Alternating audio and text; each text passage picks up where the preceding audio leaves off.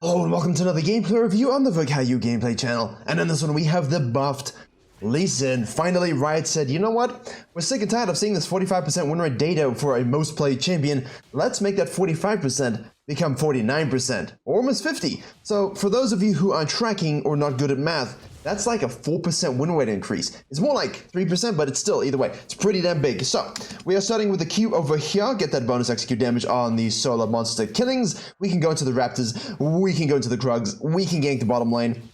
Most importantly, I didn't have to go very far to find a game. In fact, I searched Lee Sin, high KDA. Oh look, there's like 20,000 games already. People love this champion, he's the most popular, and the bonus AD ratio 10% on those Q, that buff, always nice. Then they shifted the E from bonus AD to total AD. That's also nice. Of course, they nerfed the base AD, but then they said, why don't we make that max rank slow? We'll make that 80% instead of 60%. So, more utility, more damage, more scaling, more fisting.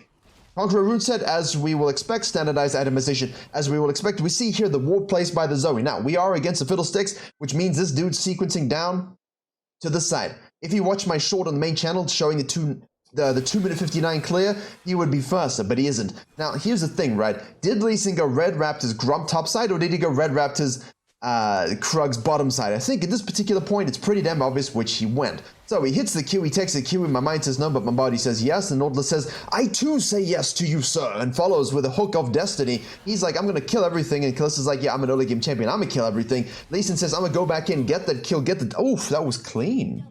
That was nice. And now the farming jungler, basically, we know is coming from the top side. Zoe has probably coming down from the mid side. Lee Sin says, didn't ask, or I didn't see because Lee Sin. All right, I got the blind joke out of the way. We don't have to do it anymore. So the farming jungler here, this is a horrifically shit clear, and I'm offended. Go and watch the short of my main channel, 259. You can leash. You go Raptors, red. There's a spot you can do it. You go here. You start sucking the red and the Krugs here, right? Once your channel's finished, the Krugs will obviously move on over here, so you just start sucking here at the edge of its tether range. You can get easily both done. Now, as Lee Sin knows, at this particular stage, the Fiddlesticks will be pathing towards the bottom side for clearing to the bottom side. He is very slow, but he is doing it nonetheless. The problem with the ADC is that they don't understand these things, stay out instead of resetting, and of course, you're like, I gotta fix the wave. Yeah, but now you're dead. So you can either leave a shitty wave and have it corrected, or you can stay and die and feed an enemy jungler. You know which one I think you should do. Don't care about the perfect wave state control. You know, Lee Sin could maybe stay just to shove or fix it. That's a possibility, but I also need to go ahead and protect my own blue side and secure my own econ. So all of these things add up together, especially, you know, when you're snowballing buffed Lee Sin who wants to solo carry the game, and I'm not there to fix your bottom lane wave permanently. Anyway, it happened. Relax, breathe, meditate. We go top side here. Now, we don't take the outside in wall on the Scuttle Crab. This, for me, is a little bit interesting. We know that's up. Problem is, if we saw the Yone move down long enough, did he take it? Did he not take it? I don't think I would ever assume that most top laners would take it. I would love to get that Scuttle. Now, what I would be thinking about doing here is, because I see Fiddle going super late to the bottom lane, I'd go here. You can do your Wolves, your Grump, your Blue, you take this. Now we know where's the Fiddle gonna go, ladies and gentlemen. Who's tracking actively? Top side, because it's obvious, because farming jungles are obvious. So we could then leverage this position into an invade, take him out of the game, and also use that to gank top lane. 3-6. 5 minutes 30 is when that wave is gonna be up. So I would love to see a little bit more going ins over here. Now, this is what's very curious to me. I have to watch this. What on earth are we witnessing here? So he obviously hangs around. Why? What? This is a Grandmaster level game. What are you doing? You know Lee Sin sequenced Red Raptors Krugs. You know he's going to have a 20-something Raptor pit. That's a slow Raptor pit, but he's a solo leash. Lee Sin is slow. On the second camps after his buff, if he goes solo, it's significantly delayed. If he goes blue into Grump, that Grump's at 430. So if he gets a Lee Sin who solo starts blue, you know that second Grump's going to spawn at 430 for context. This one here, 427, 428. I don't know what he's doing. He's waiting for it to show up again. The dude should be sequencing. So farming junglers, you can gank, you can do stuff, but I don't know what I'm watching. I don't know what I'm watching. I'm out of breath because I cannot believe it. He should be here. Now, the Lee Sin, in this particular case, you're saying, well, haha, Virkayu, we got you with the randomness, right? You said he should be topside. He should be. Which means if he isn't, I'm just taking his camps and ganking top lane anyway. And if he's taking my bottom lane camps and my bottom lane is just going to int anyway, then they're going to int anyway. I can do nothing about that. All I can deal with is what I know and what I kind of project. And in this particular case, the Fiddlesticks is finally oh my, like watching a platinum jungler just waffle from side to side of one quadrant without farming. No offense, guys, but that's what you do. It's typical. And yeah, so that's a problem. Now, here what we've done instead is say, hey, listen, we're stronger, we got pickaxe, we're going maybe Tiamat, we're maybe going Iron Spike Whip into the gore, drink it, just do that. Don't go Tiamat. I'm gonna go and sequence down, ignore the top scuttle, and I'll try gank bottom lane. And if they haven't reset, they will reset by the time I reach there, so I can do a free dragon. This is a very good standardized game plan for yourself if you are a Lee Sin player. I still like, if you're in a lower elo game, people are gonna farm slowly, first rotation, take the crab, gank late, just like this guy did. This is a good representation of your lower elo games. Anything beneath master tier. So mid and low elo games, I'm not insulting anybody. We don't do that here. So, you know, take this, fist. Oh, he's not here, all right. Is he here? Now you have indirect evidence, right? Hey, I know that the Fiddlesticks isn't in the trap, this isn't in his crux, so I'm gonna go and take those things. Hey, look, 5 minutes 30, this guy's into level 6, I'll gank that guy too. And in the meantime, the Fiddlesticks was waffling and rendering. He's actually gone back into his jungle here.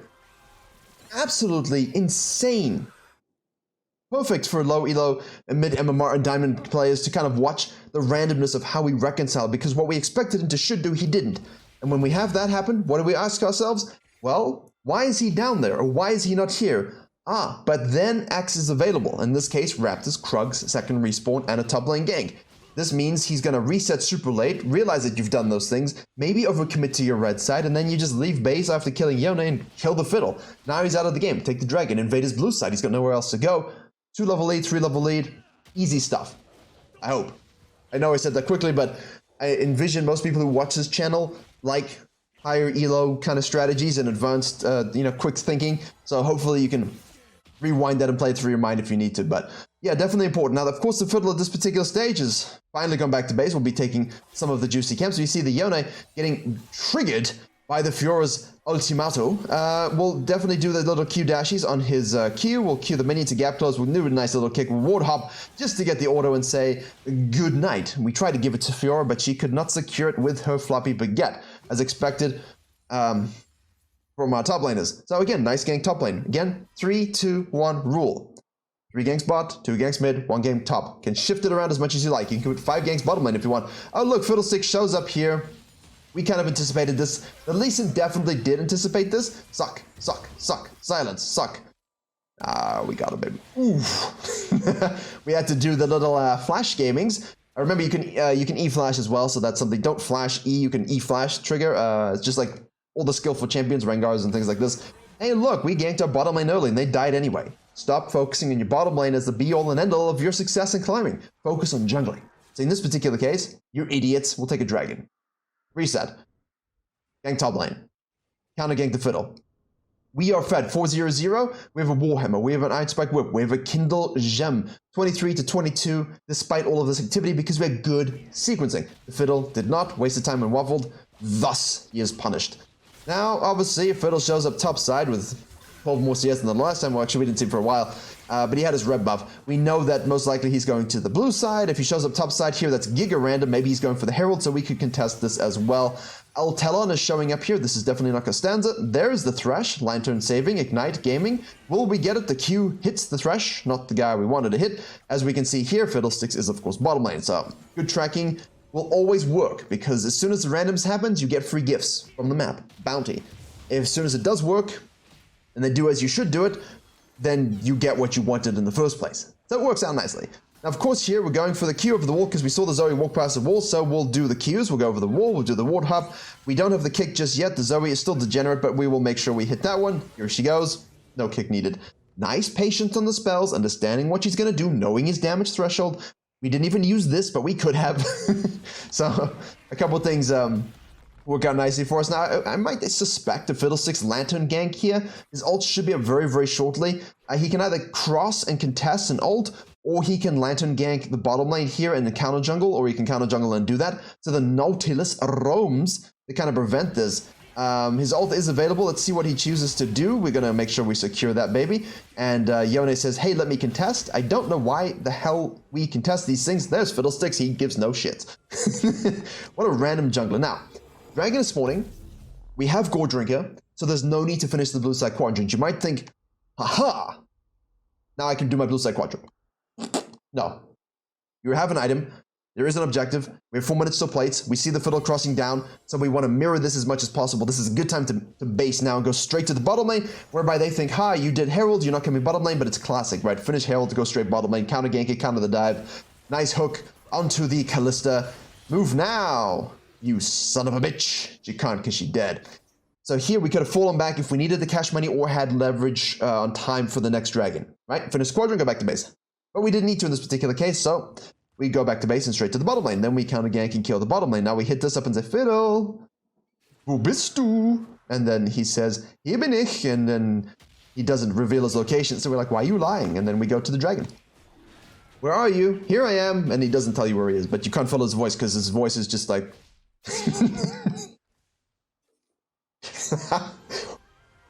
Who is this player? 1v9 God Fiddle. God of what? The anthill? It's like all the gods of planets grouped together at the annual convention, and then that guy shows up, and they're like, you're god of a dwarf planet, you're god of Pluto. Not a real God Fiddle. Try a little bit. Absolute piss random stuff. I don't know what I'm watching. But excellent from the Lee Sin. Minus the lack of aggression earlier, I think we could have used to get in his face. Maybe willing to leverage lanes again, leverage word of the week, instead of invades, but that's fine. Here we're going to take the blue, we'll get the level 9, which means we can use that level up advantage on the fistings of this crab should it occur, but we won't need to because we have the juice. An extra longsword. And Mercury treads. We do have the Herald, we do need to use it. We got about 2 minutes until El Plateaus are destroyed. She has a Randuin's Omen because, I mean, why would she not have a Randuin's Omen? I mean, we all should get Randuin's Omens randomly for no reason, but be careful, it is of course a thick wave. Well, not really a thick wave, but it is a wave nonetheless, and it does do damage to us. Avoid the bubbles. She avoids the bubble by not hitting it in the first place, so I mean, I'll take that one. Here, it's okay, so we got a bit of jungle flow, right?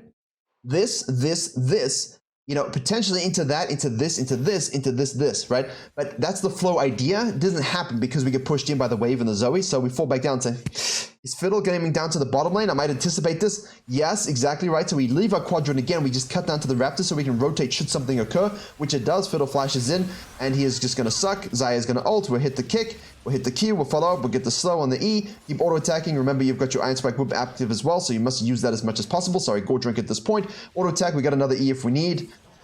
Kick will do to the face. Nicely done. Zoe shows up, disgusting champion. Always will be, always has been.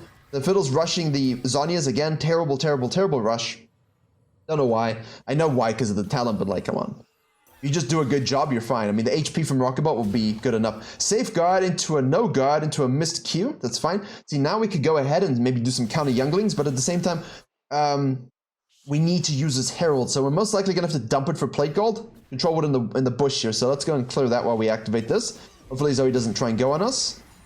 Just need to help guide the wave a little bit. Shadow, there we go. Alright, now we'll get some plates. Now at this point I would expect Fiddle goes top lane for his red because he's obsessed with being weird places. Might even ult over the wall here. Oh, sorry, he doesn't have the ult to use it.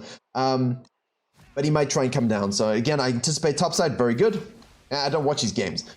I kind of like to anticipate before the camps disappear from the minimap as well, so I can test myself also. Just on tendencies and behaviors. But you're studying champions and players within the realm of the game you're playing, right? So we're looking at a situation where it's, what is this player doing in the game that I can use to extrapolate further behaviors? His tendencies. Because a good Fiddle might be doing certain things. Like if you see a Fiddle, you know, loop, just keeps showing up like plus 16 every time, plus 24 every now and then when the buffs are up, then you know that guy is going to most likely just let him farm me. But if this guy's just sitting in bushes, he's on the wrong side, it makes no sense. You know, I don't really know what's going on with him. Just checking some buttons here, we're all good. So, you know, yeah, you understand me, right? You gotta look for those tendencies of what someone's going to do in a game. He's less CS. I would hit this just to let him know, like I'm in your face. But if he's not here and this is all up, then we can maybe collapse. We do see him on the map down here, but if we feel like it's better just to go for the Zoe kill, then we can do that as well. That's just information gathering. Hit the plant, get some information, miss the Q. Live by the Q, die by the Q. Now we're going to cut through here. We don't want to go into this dark zone. We're not sure where everyone is. We have the pings here from the Fiddle. I think, is he trying to like set up another Goon Squad ult with his Seeker's Arm Guard, Stopwatch, Alternator Rush. 1v9 Fiddle God, huh? Alright. Could just be a bad game. I'm being unnecessarily hard on him. That hook makes us miss a Q. Every Nautilus in this entire planet has allowed us to miss spells because they pull. We're gonna go in there and get the kick onto the Zoe, which is of course nice. We want to separate that. Here's the Fiddle backing in the diving the backline with his ultimate. We will do the safeguard for the shieldings, and Fiora says, "My baguette is now hard, you are now soft, and you are now dead." Go back to the mid lane, push this out. Yes, I like this. Very good. Let's take this tower. Tower damage, very important. Yone shows up. We're like, "Hey, excuse me, bro. Can I interest you in a key?" And he says, "No, that's the other brother." He said, "Oh, I'm sorry. You look so much alike." And then we go ahead and push this one here. Now we leverage.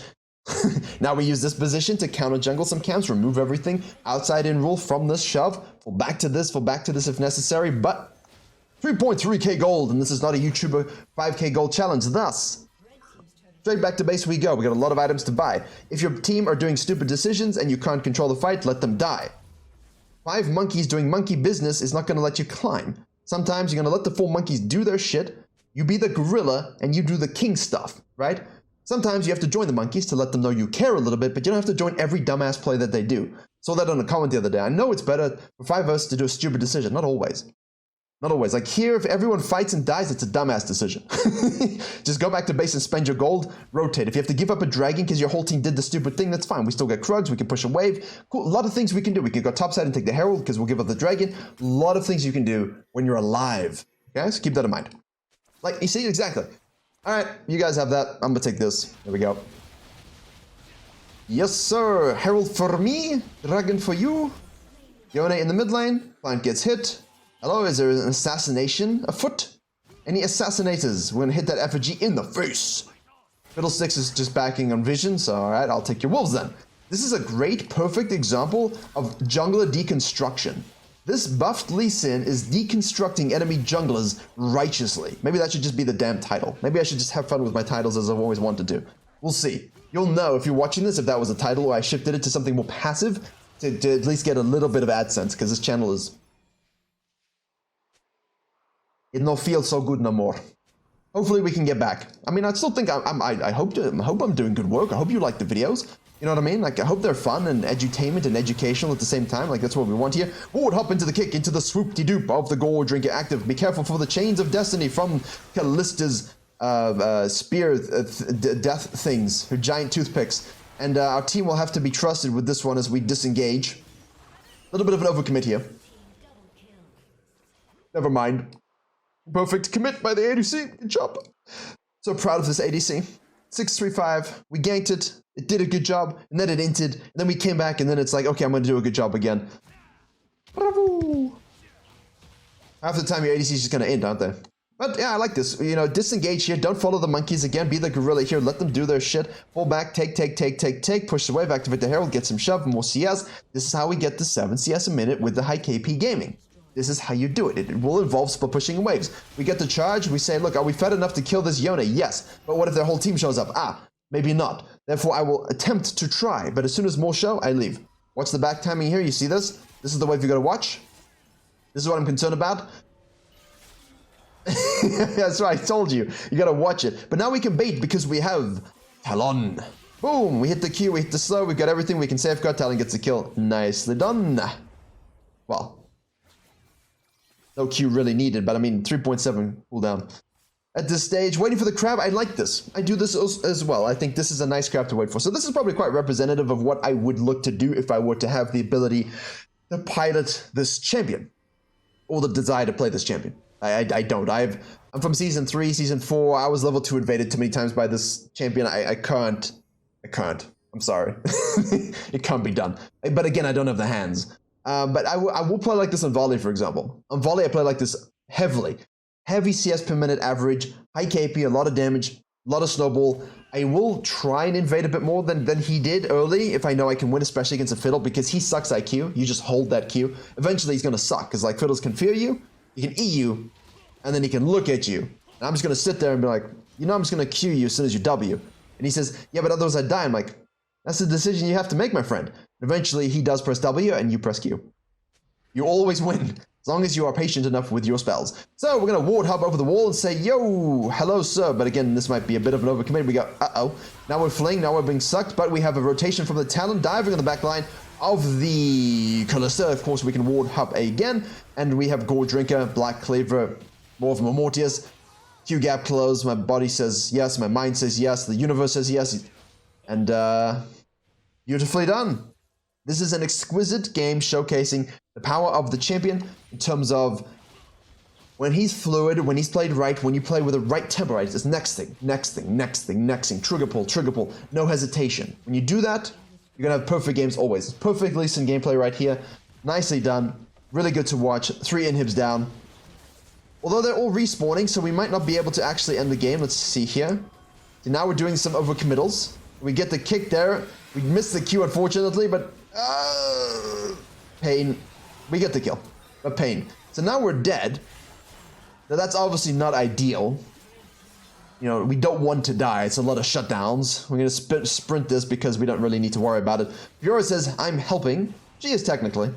I do enjoy the third dragon.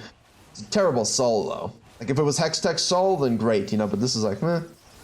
It's still good and useful. All souls are useful, but I don't really want to trigger a soul into Elder play early, so sometimes if we have a soul like this early, I won't force it because they can't go ahead and take it, right? They can't walk from this 3 waves at 23 minutes and walk down and take the... Like, they just can't get away with this. If they get away with it, we messed up drastically, severely, painfully. So we can just leave it up and say, look, I'm not going to risk soul into some sort of coin flip where you guys get Elder. So we just kind of leave it. And that's definitely a strategy you can use. We'll take the Baron and basically look to close this sucker out. So a really good, solid, exquisite example of the buff Lee Sin, and definitely he's back. Whenever you get a 3 to 4% win rate boost for Gen Pop, not even high elo, just general population, you know it's doing some work, right? You know it's got the goods and it's going to do good things for you. Now, of course, we will push in. Suck it, Fiddlesticks. In the bad way. Knockups for days. Nautilus hooks, man. I love that champion when it's on my team because it's just like, as a volley, as a Lee Sin, as anything that can play off of the hook, it's so beautiful. When it's against you, it's horrible, but a good Nautilus is fun. So, Bruce Wayne, he was not, definitely not, I was going to say do the Flashpoint thing, but if you're in DC, you know. Doesn't matter. Thank you very much for watching. Lee Sin Guide, Zara.gg, link below. Coaching for you on Virkayu.gg. Classes, courses, everything you need. See you all in the next tutorial.